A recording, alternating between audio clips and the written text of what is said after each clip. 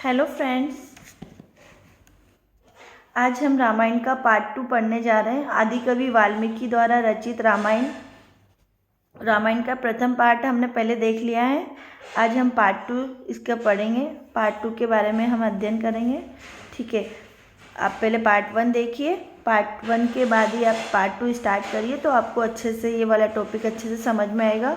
और आप इसे बार बार, एक बार देखिए, 2 बार देखिए, आपको अच्छे से समझ में आ जाएगा। और इससे बाहर आपको कोई क्वेश्चन किसी भी एग्जाम में, संस्कृत से रिलेटेड किसी भी एग्जाम में या साहित्य से रामायण जो टॉपिक है उसके बाहर आपको कोई क्वेश्चन नहीं देखने को नहीं मिलेगा। ठीक है, चलो तो हम स्टार्ट करते हैं। रामायण का पार्ट बी या पार्ट सेकेंड। रामायण का पार्ट फर्स्ट हम पहले देख चुके हैं। रामायण का पार्ट पहले आप पहले फर्स्ट पार्ट देखिए, उसके बाद आप सेकेंड पार्ट स्टार्ट कीजिए। तो हम रामायण का सेकेंड पार्ट स्टार्ट करने जा रहे हैं। देखिए, रामायण और महाभारत एक उपजीव्य काव्य हैं। इन्हें उपजीव्य काव्य के रूप में प्रसिद्धि मिली हुई है। महाभारत के बाद रामायण संस्कृत साहित्य का दूसरा सबसे बड़ा उपजीव्य ग्रंथ है। पहला कौन है? महाभारत है, उसके बाद रामायण है। और ये संस्कृत साहित्य के दोनों उपजीव्य ग्रंथ हैं। वे ग्रंथ निम्न हैं जिनका उपजीव्य रामायण है। अब देखिए, रामायण पर आधारित जो ग्रंथ है या जिनका उपजीव्य रामायण रहा है, उनके बारे में हम अध्ययन करेंगे। एग्जाम में यहाँ से क्वेश्चन पूछे जाते हैं। ठीक है, तो रघुवंशम किसकी रचना है? कालिदास की रचना है। रघुवंशम रामायण पर आधारित है। ठीक है, जो भी रघुवंशम में जो भी घटनाक्रम है या रघुवंश का जो काव्य या उसका कथानक है, वो सब कुछ किस पे आधारित है? रामायण पर। उसके पात्र सब कुछ उसका उपजीवी ही रामायण रहा है। इसके बाद उत्तर रामचरितम भवभूति की रचना है। उत्तर रामचरितम किसकी रचना है? भवभूति की रचना है। महावीर चरितम भवभूति की रचना है। प्रतिमा नाटकम भास की रचना है। अभिषेक नाटकम भास की रचना है। रावण वध्यम व्याकरण काव्य है, भट्टी काव्य है। रावण वधम को क्या कहा जाता है? भट्टी काव्य। राघव पांडवियम जयदेव की रचना है। अनग राघवम मुरारी की रचना है। बाल रामायणम राजशेखर की रचना है। अध्यात्म रामायणम वेदव्यास की रचना है। अद्भुत रामायण वाल्मीकि की रचना है। अद्भुत रामायण किसकी है? वाल्मीकि की। चंपू रामायण लक्ष्मण भट्ट की रचना है चंपू रामायण।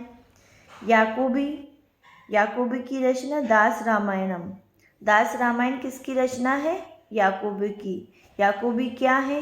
रामायण का दास है। तो कैसे लर्न करेंगे हम, कैसे इसको याद रखेंगे? दास रामायण याकूबी रामायण का दास है। रामायण मंजरी क्षेमेंद्र की है। इसको स्टार मार्क कर लीजिए, रामायण मंजरी को। उत्तर चंपू वेंकट अध्वरी की है। उत्तर अध्वरी उत्तर चंपू। इसके बाद हम देखेंगे रामायण सार रघुनाथ का है। जामवती विजयम पाणिनि की है। कुंदमाला दिंगनाग जानकी हरणम कुमारदास की है। सेतुबंध प्रवर सेन की है। रामचरित्र महाकाव्य अभिनंद की है। राम विजयम रघुनाथ उपाध्याय की है। इसके बाद हमारी नेक्स्ट रचना आती राम कल्पद्रुम अनंत भट्ट की है।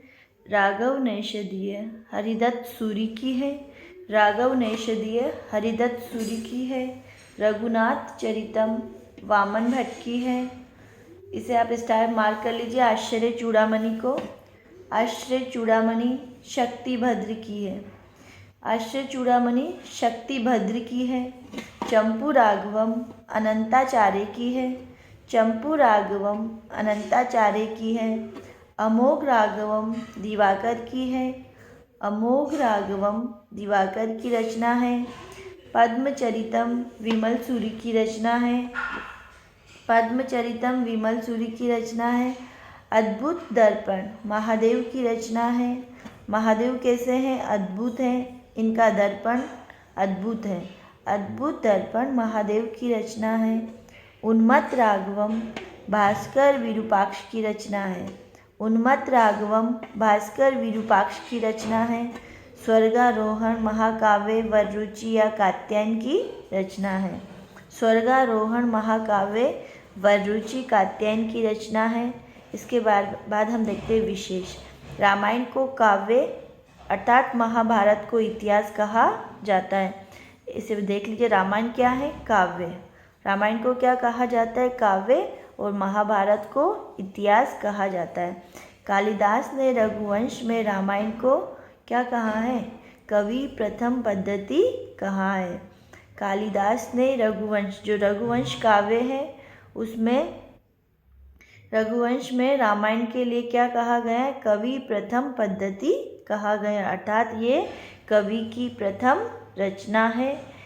प्रथम रचना होने के कारण ही कालिदास ने इसे कवि प्रथम पद्धति कहा गया है। आप इसे याद रखिए, कवि प्रथम पद्धति किसने प्रयोग किया है? कालिदास ने। कौन से ग्रंथ में? रघुवंशम में। रघुवंशम में कालिदास ने रामायण के लिए कवि प्रथम पद्धति का उक्ति का प्रयोग किया है।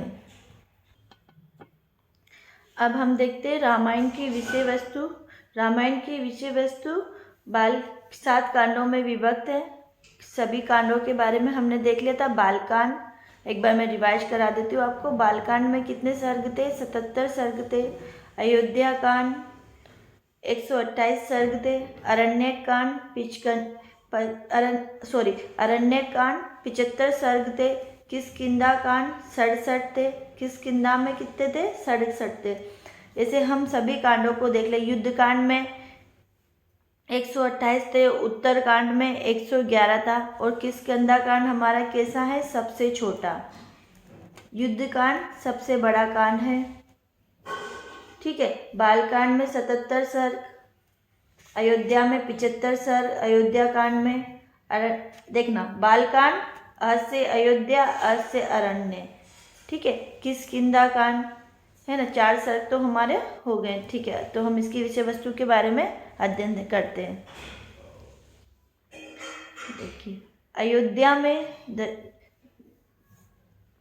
जहाँ पे मैं अंडर मार्क करूँगी या अंडरलाइन करूँगी, आप उसे एक बार 2 बार रिवाइज कीजिए या फिर भी आप भी उसे नोट्स बनाते हुए चलिए। अयोध्या में दशरथ द्वारा अश्वमेघ यज्ञ का अनुष्ठान क्या बालकांड की कौन कौन सी घटनाएं हैं या बालकांड में क्या क्या हुआ है, वो इसके बारे में कहा गया है या इसमें दर्शाया गया है। अयोध्या में दशरथ द्वारा अश्वमेघ यज्ञ का अनुष्ठान। दशरथ क्या करते हैं? अयोध्या में अश्वमेघ का अनुष्ठान करते हैं। पायस की प्राप्ति, अर्थात जो खीर की प्राप्ति होती है। देवताओं की प्रार्थना, रामावतार, राम का अवतार, राम की बाल्यावस्था, विश्वामित्र द्वारा राम लक्ष्मण को ले जाने की याचना, दशरथ का कठिनाई से इसे मानना, राम को बला और अति बला विधाओं की प्राप्ति, अस्त्रोपदेश, यज्ञ रक्षा, मिथिला प्रस्थान, कौशिक वंश में विश्वामित्र के जन्म की कथा, सगर और गंगा की कथा। अन्य कीजिए, सगर तथा और गंगा की कथा, अहिल्या का उद्धार, अहिल्योद्धार, जनक की यज्ञशाला में राम लक्ष्मण तथा विश्वामित्र का पहुँचना, शतानंद और विश्वामित्र की इतिवृत्त वर्णन, शिव धनुष का वृतांत, राम द्वारा धनुर्भंग, दशरथ का मिथिला आना, राम और सीता का विवाह। दशरथ का मिथिला आना, राम सीता विवाह का विस्तृत वर्णन, अयोध्या प्रस्थान, मार्ग में परशुराम से भेंट, विष्णु के धनुष पर बाण चढ़ाकर राम द्वारा परशुराम का गर्व दूर करना तथा राम का अयोध्या में प्रवेश। यहाँ पे हमारा बालकांड में जो जो घटनाएं हैं उनके बारे में हमने देखा है। ये हमारा बालकांड के बाद स्टार्ट होता है अयोध्या कांड।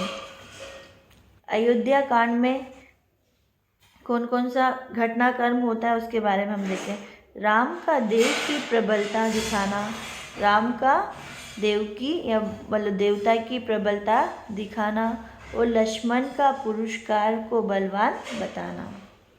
राम का देव की प्रबलता दिखाना और लक्ष्मण का पुरुषकार को बलवान बताना। कौशल्या का स्वस्ति वाचन, सीता की अनुगमन प्रार्थना, है ना, अंडरमार्क कीजिए, सीता की अनुगमन प्रार्थना। वनवास के दुखों का वर्णन, भरत का संताप, भरत का शपथ ग्रहण, राजा से रहित राज्य की दुर्गति का वशिष्ठ द्वारा वर्णन। भाई राजा से रहित जो राज्य है उसकी दुर्गति का ऋषि वशिष्ठ द्वारा वर्णन। राम द्वारा भरत का कुशल प्रश्न पूछने के बहाने राजधर्म का उपदेश, भरत को दार्शनिक उपदेश, जबाली का नास्तिक मत और राम द्वारा खंडन, अनसुया द्वारा पातिव्रत्य धर्म का उपदेश। अनसुया क्या करती है? पतिव्रत्य धर्म का उपदेश देती है। ठीक है, यहाँ पे हमारा अयोध्या कांड समाप्त होता है। इसके बाद हम देखेंगे अरण्य कांड के बारे में। अरण्य कांड में राम लक्ष्मण सीता का दंडक अरण्य में निवास, ऋषियों की प्रार्थना से विरोध आदि राक्षसों का वध, विराध आदि राक्षसों का वध, पंचवटी में निवास, रावण की बहन शूर्पणखा से भेंट, खर और 14 सहस्त्र राक्षसों का वध, खरदूषण, इसका पूरा नाम है खरदूषण, तथा 14 सहस्त्र राक्षसों का वर्णन या वध। शूर्पणखा के द्वारा प्रेरित होने पर रावण का छल से सीता को हर लेना, जटायु की रावण द्वारा हत्या, राम का करुण विलाप, राम की कबंध से भेंट, उसके द्वारा राम को सुग्रीव से मैत्री करने का परामर्श दिया जाना, शस्त्र धारण की अनिवार्यता पर सीता और राम का संवाद, अगस्त्य की महिमा, हेमंत ऋतु का वर्णन, राम का विलाप, राम द्वारा पंपा सरोवर के दर्शन, राम द्वारा पंपा सरोवर के दर्शन। अरण्य कांड के बाद किष्किंधा कांड आता है। किष्किंधा कांड में 67 सर्ग हैं।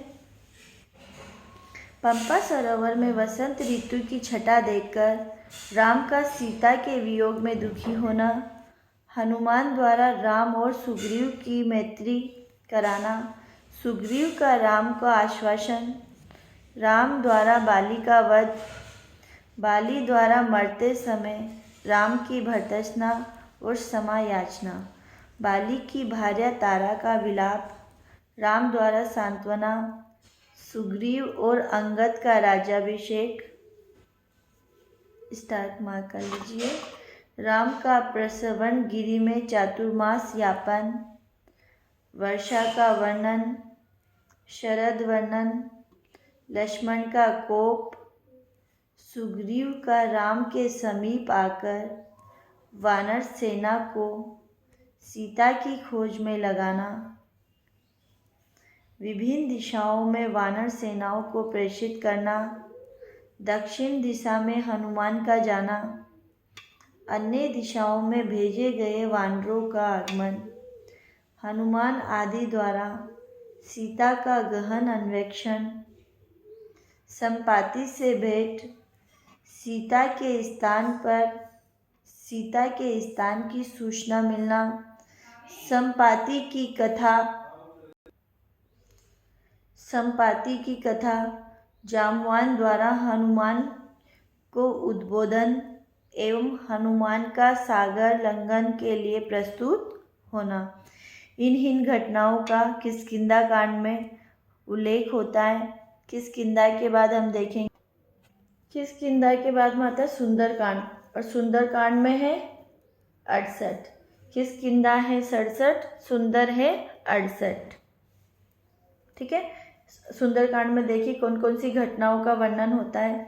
हनुमान द्वारा सागर पार करके अनेक विघ्नों को दूर करते हुए लंका में प्रवेश पाना, रावण के अंतःपुर में प्रत्येक स्थल में सीता की खोज करना, स्त्रियों को देखकर हनुमान का चिंतित होना, सीता की मृत्यु की आशंका, अशोक वन में अन्वेषण, सीता का दर्शन, हनुमान का सीता को अपना परिचय देना, राम की दी हुई अंगूठी देना, सीता को आश्वस्त करना, अशोक वनिका का ध्वंस एवं राक्षसों का वध, हनुमान का बंदी बनकर रावण की सभा में जाना, विभीषण द्वारा दूत वध का निषेध, हनुमान की पूंछ में आग लगाना, लंका दहन, हनुमान का प्रत्यावर्तन अर्थात हनुमान का वापस राम के पास लौट आना, वानरों का मधुवन घर्षण, राम को हनुमान द्वारा सीता की चूड़ामणि दिया जाना तथा सीता का वृतांत सुनाना। सुंदरकांड के बाद में युद्धकांड में 128 सर्ग हैं। ये सबसे बड़ा कांड है। युद्धकांड के बाद हम देखेंगे युद्धकांड की घटनाक्रम को हम देखते हैं। राम द्वारा हनुमान के कार्य की प्रशंसा, राम का सेना के साथ सागर तट पर पहुंचना, रावण की सभा में मंत्रणा और विभीषण का परित्याग, राम की शरण में विभीषण का पहुंचना और रावण के वृतांत का निवेदन, नल द्वारा समुद्र पर सेतु बंध, सेना का पार होना, रावण का गुप्तचर प्रयोग और अपनी सेना का व्यूकरण, अंगद का दूत बनकर रावण के पास जाना, युद्ध का आरंभ, इंद्रजीत का माया प्रयोग, विभिन्न राक्षसों का वध, कुंभकर्ण का जागना,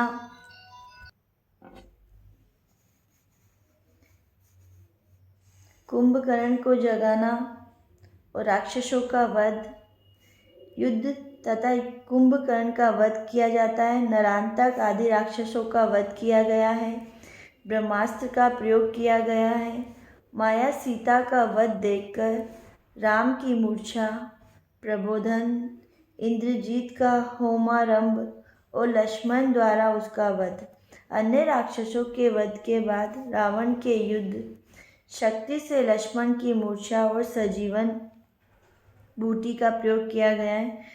राम द्वारा सूर्य पूजा, रावण के अपशकुन तथा वध, विभीषण का अभिषेक, सीता की अग्नि परीक्षा, ब्रह्मा द्वारा राम की स्तुति, दशरथ और इंद्र के उपदेश, सीता सहित राम का अयोध्या लौटना, भारद्वाज आश्रम में हनुमान को भरत के पास भेजना, राम और भरत का समागम, राम का राज्याभिषेक और प्रजापालन।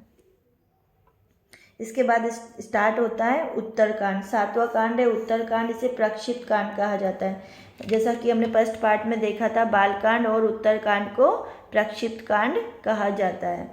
अब इसमें देखिए, सीता के संबंध में अपवाद की गुप्तचर द्वारा राम को सूचना, सीता का परित्याग, राजा नृंग उर्वशी वशिष्ठ ययाति के आख्यान, लवणासुर से पीड़ित मुनियों की रक्षा के लिए शत्रुघ्न का जाना, उस राक्षस के मारे जाने पर शत्रुघ्न का राज्याभिषेक, लवकुश का जन्म, रामचरित्र की रचना और गान, शंभु का वध, राज सूर्य यज्ञ करने की राम की इच्छा, बीच में वृतासुर इल पुरुरवा के उपाख्यान, अश्वमेघ यज्ञ का राम द्वारा अनुष्ठान, कुशलव द्वारा रामायण गान, सीता को शपथ लेने के लिए राम का अनुरोध, शपथ लेकर सीता का पाताल प्रवेश, ब्रह्मा द्वारा राम को आश्वासन, स्वर्गे ते संगमो भूये भविष्यति न संशय। कौशल्या आदि के परलोक चले जाने पर काल द्वारा राम को ब्रह्मा का संदेश देना, कुशलव का राज्याभिषेक तथा राम का महाप्रस्थान। यहाँ हमारा रामायण टॉपिक अर्थात महाकवि वाल्मीकि का रामायण कंप्लीट हो जाती है। आप इस वीडियो को देखिए। इस वाली वीडियो को देखने के पहले आप इसके फर्स्ट पार्ट को ज़रूर देखिए। फर्स्ट पार्ट को देखिए, एक बार पढ़िए, 2 बार पढ़िए, आपको ये अच्छे से याद हो जाएगा और इससे बाहर आपको एग्ज़ाम में देखने को क्वेश्चन नहीं मिलेंगे। आप अच्छे से देखिए और आपको ये वीडियो पसंद आती तो आप मेरे चैनल को लाइक कीजिए, शेयर कीजिए और ज़्यादा से ज़्यादा वीडियो को फॉरवर्ड कीजिए। Thank you.